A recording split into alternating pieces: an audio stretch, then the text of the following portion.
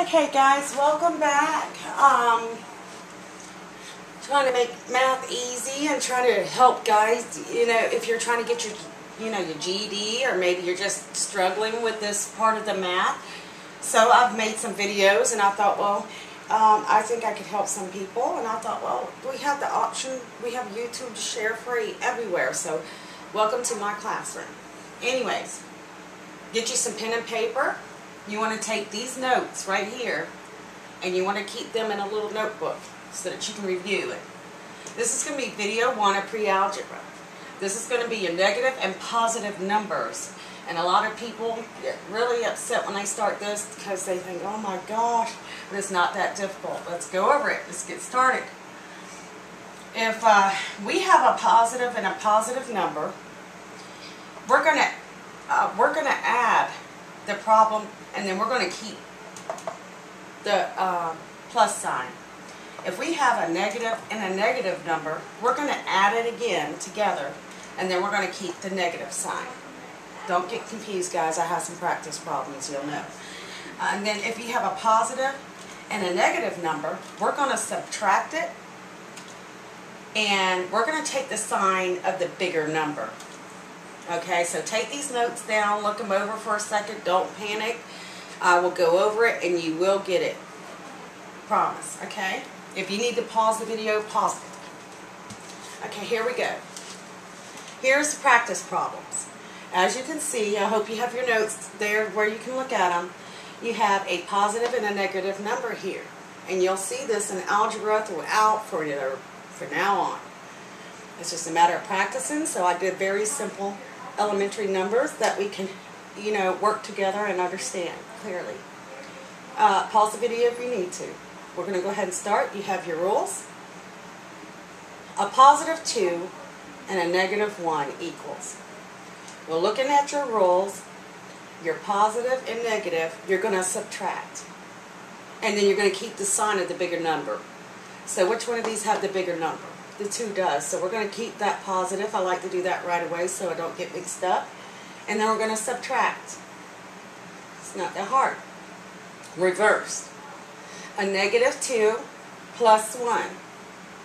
Well, the rules say if they're opposite signs, we're going to subtract, and we're going to take the sign of the bigger number. The bigger number is 2, so I'm going to take the negative. I'm going to subtract, and there you go. Just the opposite. Alrighty, and you got number 3, which is a negative 5 and a negative 2. And our rules that you have written down on paper state that if you have 2 negatives, you're going to add them together, and you're going to keep the sign. And like I said, I suggest you taking the sign first, which is a negative. And then add them together, it comes out to be 7. A positive 5 and a negative 2. Well, if you've got your rules down, it's pretty simple. You're probably getting the hang of it. You're going to take the sign of the bigger number, and you're going to subtract it. Sorry, I got the hiccups. Good time to get hiccups. Anyways, and here's number 5. You have a positive 6 and then a positive 1. The rules of that states we're going to keep that sign because they're both positive, and then we're going to add them together. Now, you'll see numbers occasionally, once they think you're getting used to it, you're going to have to know that if you don't see a sign out here, that means it's a positive. Pretend there's a positive out there, if that helps you. This is a positive 7 and a positive 2. It's really addition, isn't it? Just a basic addition problem. We know it's both positive, so we put the positive there. We add them together because that's what the rule says to do. And voila, done. A negative 3 plus a positive 3. Well, we know that makes 0. So they're just going to cancel each other out. And you'll see this a lot as you move up in your math. A positive 2 and a negative 7. Pause the video, try to do it yourself, I suggest on these. We know we're going to take the sign of the bigger number, and that's 7, and then we're going to subtract. If you had a bank account and you had $2 in it, and you needed money and you overdraft and you took out $7 more, you're going to be a minus $5 in your checking account. a negative 10, and a positive 1.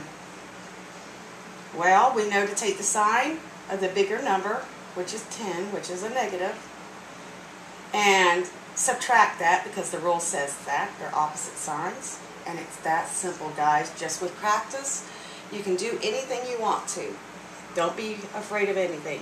And I'm going to keep making videos. If you like them, please subscribe, like it, or something. Just to let me know that you know I'm helping you in some way. All right. God bless.